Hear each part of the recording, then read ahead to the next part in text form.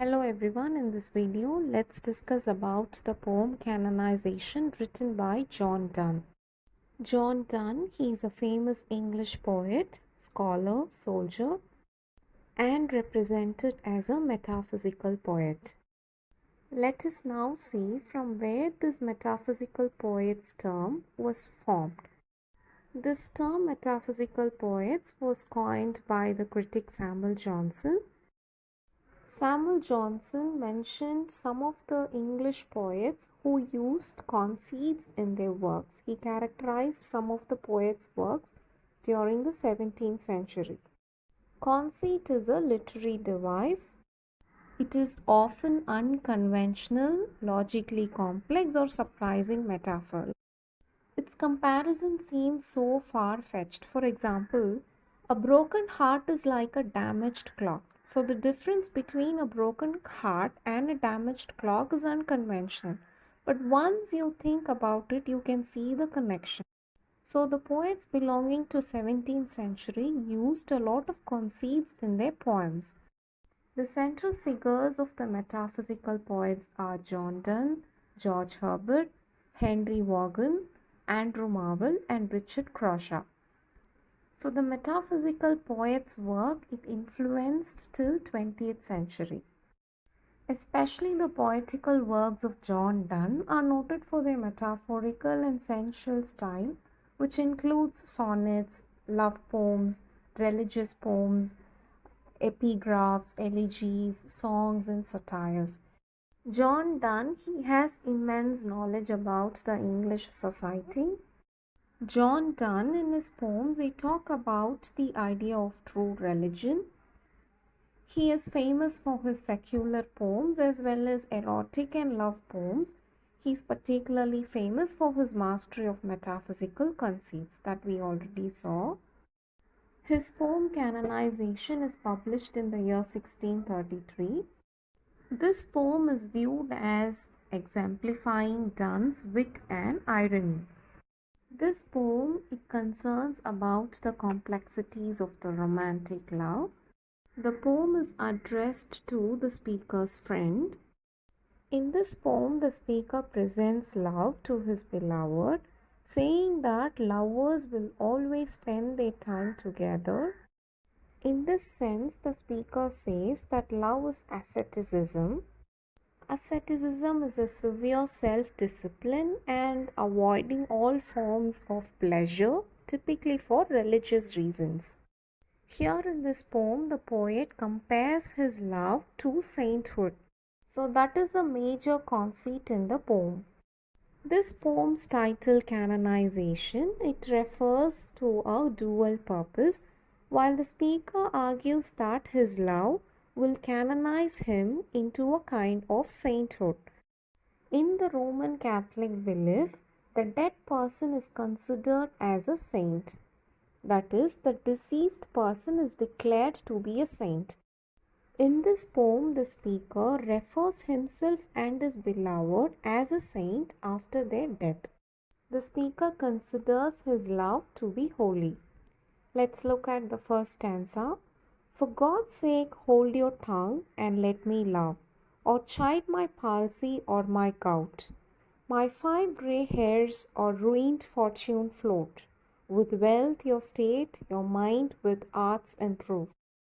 Take you a course, get you a place, observe his honor or his grace, or the king's real, or his stamped face.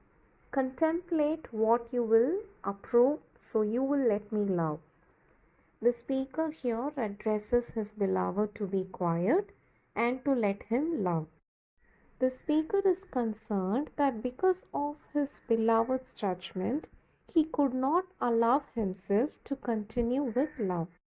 He then asks his beloved to continue to criticize him for his shortcomings, his palsy, his gout, his 5 grey hair, or his ruined fortune.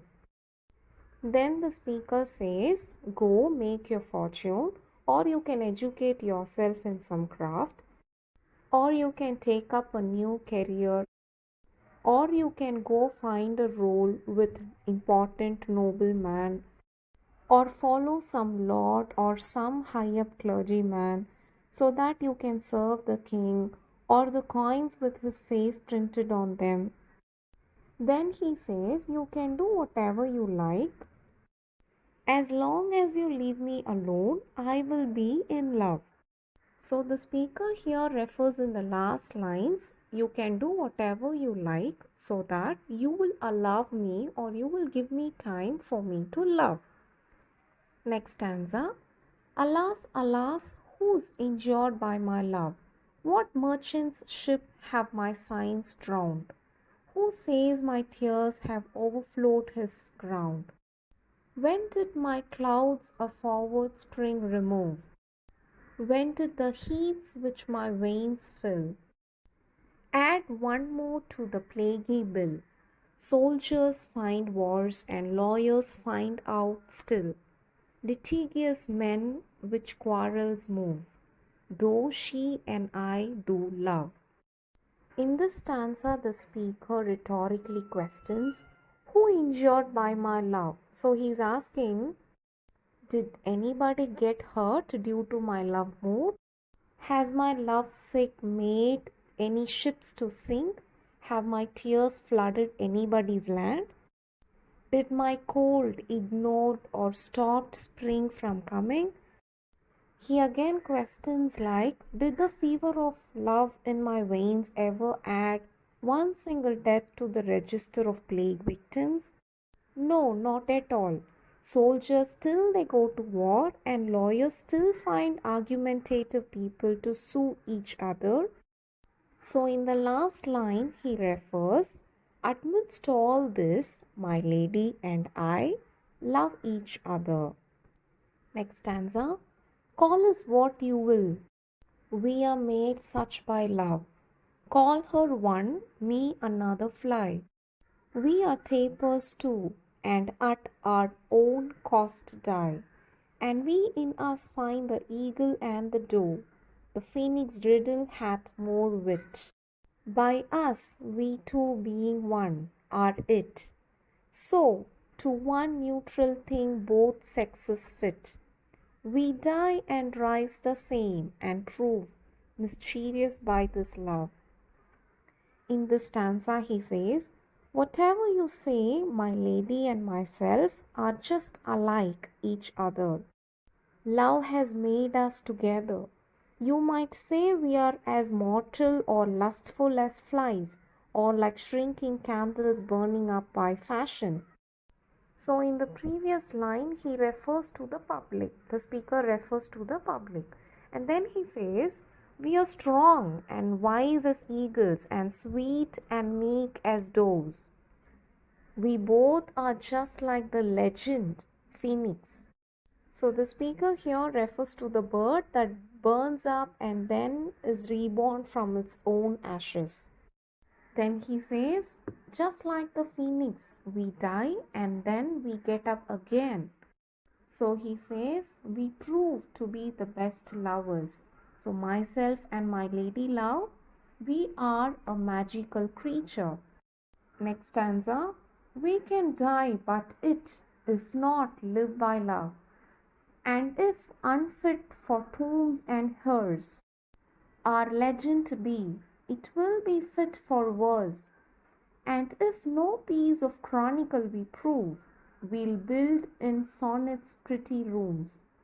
As well a well-brought urn becomes, the greatest ashes as half-acre tombs.